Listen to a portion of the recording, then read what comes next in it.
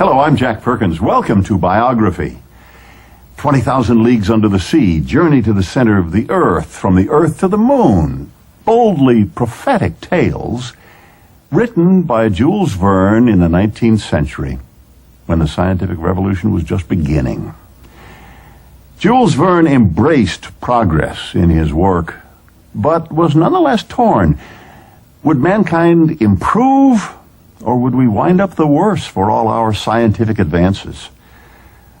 Jules Verne's stories demonstrate his prowess as a writer and as a visionary. Biography looks at the life of Jules Verne. It's a wonderful world if you'll only take the time to go around it. Are you formally challenging me to undertake a journey around the world in 80 days? This is absurd.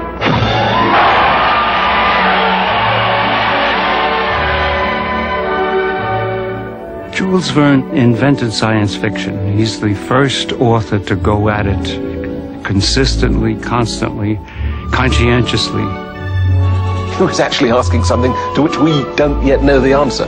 Is science something that is leading us towards a better world, or is it something which is going to doom us? Jules Verne's lifetime spanned the 19th century, a time when mankind was unfurling its sails, navigating through uncharted vast seas of new knowledge. Fascinated with geography, science, and mathematics, Verne was among the first to climb aboard, eager to chronicle the journey into the future.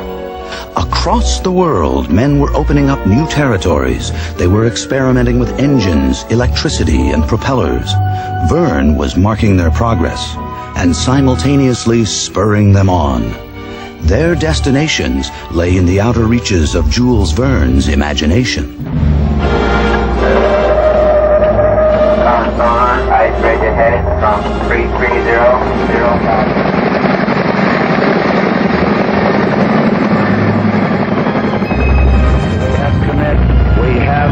We have liftoff. Liftoff at 7:51. Okay, Houston. The moon is essentially gray. My task is to paint the whole Earth, the entire world, in novel form, by imagining adventures peculiar to each people. But the world is very big, and life very short. To leave behind a complete work, one should live 100 years. From the beginning of his life, crucial forces and elements came together to forge Jules Verne's sensibilities and passions. He was born February 8, 1828, in this modest home in Nantes, France, once a bustling seaport in the province of Brittany. Though the ships have since moved on, Nantes retains much of the same character today. But in Verne's time, it was a cosmopolitan city where trade brought goods and news from all over the world. It was a place where a young dreamer could hear sailors and explorers spinning tales of legends and adventures. Have I always had a taste for stories wherein the imagination gives itself free scope? Yes, doubtless. And my family have always held arts and letters in honor. Whence I conclude this inheritance accounts in a large measure for my instincts. Jules Verne's father was an interesting man. He was a provincial lawyer, a successful and respected provincial lawyer. But he clearly had a side of him which was strongly spiritual. He studied theology deeply. He believed in penitence and punishing the self for sins real or imagined. He was a serious man. Jules Verne really tried to incorporate both his parents into himself. His father was a very logical person, a man who knew the exact number of steps from his office to his house, a man who timed everything. He would have a telescope trained on the nearest church tower, so he would always have the most accurate time. Verne's mother, Sophie, came from a long line of sailors and ship owners. Her mindset was quite unlike that of her husband, Pierre. The mother was the exact opposite. She was imaginative, Verne said about his mother that her imagination was like a tornado compared to his own. And he really went back and forth between these two people and finally settled on a good blend. Verne got on well with his sisters, but especially bonded with younger brother Paul. While both shared a love of ships and the sea, it was Paul who was to embark on a naval career. Jules, as the firstborn, was obligated to study law and eventually take over Pierre's legal practice. He had other ideas. Just hanging around the seaport was a great education for him. And he and his brother would go out on a little sailboat whenever they could rent one. When he was young, he dreamed to be a hero, and his life was not a life of a hero. All the books he wrote, it was the life he dreamed to have when he was a young boy. For many years, the Verne family told a story of how 11-year-old Jules shipped off as a cabin boy on an ocean-bound clipper, only to be overtaken by his father before the ship reached the high seas. Afterwards, young Verne promised he would travel only in his imagination. It's very difficult now to describe the Jules Verne's life without talking about the legends. Of course, he liked the sea, he liked the boats, but I don't think we have to find special events to understand why he wrote his books. And yet, there is much about Verne's youth that fueled his imagination. When Pierre Verne's practice began to thrive, he bought a vacation home in the riverside town of Chantenay. The house that his father bought near the river, you could see over the houses behind the back of his garden, the masts of the tall sailing ships in the harbour. In school, young Verne was a modest achiever, though he was fond of mathematics and once won a prize in geography. Outside of class, the able-bodied and quick-witted boy was dubbed King of the Playground. But when he was alone, he spent hours reading books that would inspire him. Robinson Crusoe is one of the crucial texts for Jules Verne for two reasons. One is that it creates that atmosphere of the exotic, exciting world into which you enter when you sail on the sea in ships. But two, in the fact that Robinson Crusoe used the materials that were about him to create a world in which he could function. That had quite a strong influence on Jules Verne's fascination with how you could change the world, how you could make it a more comfortable place with the use of your own ingenuity. Indeed, many of Verne's stories would involve characters marooned on an island. Verne himself grew up on the Île Feydeau, a tiny island in the middle of the River Loire in Nantes. This becomes a basic image in Jules Verne's works.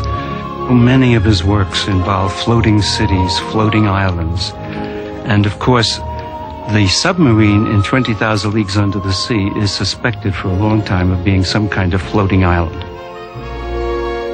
He wrote a lot about island and all these things because perhaps there is a sense of loneliness.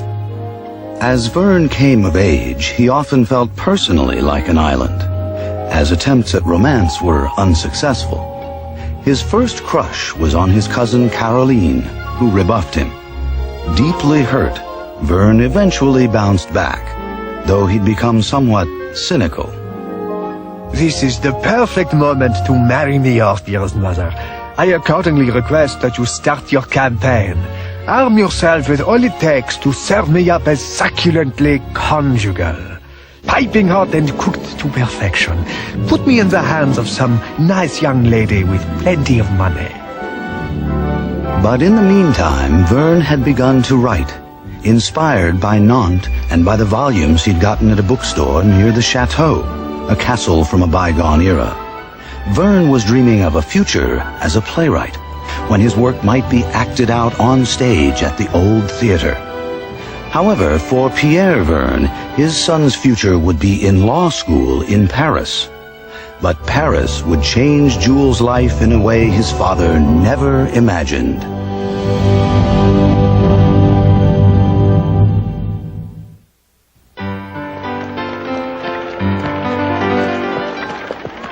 Jules Verne in Paris is a classic story of a young man coming there from the provinces to do his studies as a lawyer, to take on his family duties and become what his father wanted him to become. And then looking around him and saying, wow, there's more fun to life than this. It was Verne's mother, Sophie, who contacted relatives in Paris to introduce him to the artistic community. She alone understood his poet's heart. Not surprisingly, Verne gravitated to the bohemian atmosphere of the Latin Quarter, which remains very much intact to this day. He had a lot of little jobs like all the students and artists. He had a job in a theater, but he was very poor. He had one jacket, so it was not a very rich life. Nonetheless, it was enriching to Verne, as he'd fallen into a milieu that fueled his creativity. It was the happiest period of his life because he was living in an artist world and it was a community.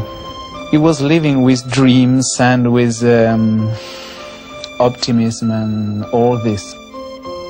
Verne had inherited from his mother a passion for music, and at one time even dabbled in it. He wrote lyrics to some music by his friend Aristide Hignard, a successful writer of French musicals. He got to Paris just when the revolution had occurred, the revolution of 1848. It was a very exciting time. Victor Hugo was alive, and Alexandre Dumas was alive. Alexandre Dumas, the father, took Jules Verne under his wing. He produced his very first play, Broken Straws, which ran for 2 weeks, which isn't bad for a first play. As Verne made other valuable friendships, he began to pick up important knowledge from noted scientists and mathematicians. But the bulk of his information came from exhaustive research, often at the Bibliothèque Nationale. This lifelong habit would serve him well. He read everything. Scientific journals, reports of explorers, books on geography, browsed through atlases, and he took notes the whole time. And very often, these notes themselves would generate the idea for a novel. In 1851, Musée des Familles, a popular magazine, published Verne's novella, The Mutineers. It featured many of his eventual trademarks: a voyage at sea, good versus evil, struggle with nature, and technical details. He began writing in the middle of the last century. Science itself had become extraordinarily popular, so he was on that wave as well. He also was following the lead set by his own favorite writer, which was Edgar Allan Poe. Poe, back in the 1840s, invented the technique of scientific verisimilitude, which simply meant using real science in his stories to make the stories themselves more believable. One of Jules Verne's earliest essays in science fiction is interestingly more science fantasy, Master Zacharias, about someone who learns to control time, but who believes that his soul is tied up with the workings of clocks. And in that, Jules Verne was writing more like Poe. Years later, after Poe's death, Verne would eventually write a sequel to Poe's unfinished Narrative of Arthur Gordon Pym. But in 1856, as Verne was working out his writing technique, the plot to his own life changed dramatically. While attending a wedding in Amiens, Verne met the woman he was to marry, Honorine Morel. Well, Honorine was a society girl, a widow with 2 children, absolutely the opposite of the bohemian. So if Jules Verne was going to marry Honorine, he had to have money. And he wrote to his father and asked for 50,000 francs to help him buy a seat on the stock exchange. And that was a long, long detour for him. Verne was in his late 20s, and his father had given up hope of him ever becoming a lawyer. Pierre Verne had accepted his son's writing career. But now, as a would-be stockbroker, Jules had totally confused his father. The young man tried to explain. It is not a question of my giving up literature, for that remains my chosen career, but of pursuing a more lucrative profession at the same time. I want to create a presentable situation for myself. I've reached the age when one needs tender companionship. Verne and Honorine were married in 1857 at the Saint-Eugène Church in Paris, and tried to settle into married life. Verne hated his job at the Bourse, appalled by the preoccupation with money. At home, he continued to write, something Honorine couldn't understand. Honorine was not at all interested in his work, could not discuss his work with her. So that marriage went cold very, very quickly. And soon he was taking long trips with his male friends to Scandinavia, to Britain. And he actually came home too late for the birth of his son. For Verne, the birth of his son Michel in 1861 was not a blessing, but more of a nuisance. Jules Verne didn't suffer him. For example, he said in his letters, I can't write because of the noise, the son is crying. At age 34, success still eluded Verne. Though miserable at home and at his job, he still had the drive to complete his new book, The Balloon, which later became 5 Weeks in a Balloon. After many rejections, Alexander Dumas found an intermediary to introduce Verne to one of the premier publishers in France, Jules Hetzel. He submitted 5 Weeks in a Balloon to Hetzel, and Hetzel liked it, foresaw the possibility of a long series of novels like this. But not without insisting on changes. Hetzel loved all the geographical facts about Africa and the scientific explanations about ballooning. What he didn't want was a book about adventure. He wanted one that was an adventure. Hetzel was very attracted by 5 Weeks in a Balloon. He set out to sort of educate people. And he saw something in Verne's work and in the 5 Weeks in a Balloon that would appeal to all ages. And he encouraged him to work in that vein. As Verne's career was finally aloft, he quit his job at the Bourse. After 15 years of struggling as a writer, he was an overnight success. Jules Verne had a great piece of luck with 5 Weeks in a Balloon, in that it coincided with the decision by a famous Paris photographer called Nedar to build a balloon of his own and to sail it as far as he could around the world. Nedar's balloon traveled only 20 miles, but the stunt generated huge publicity.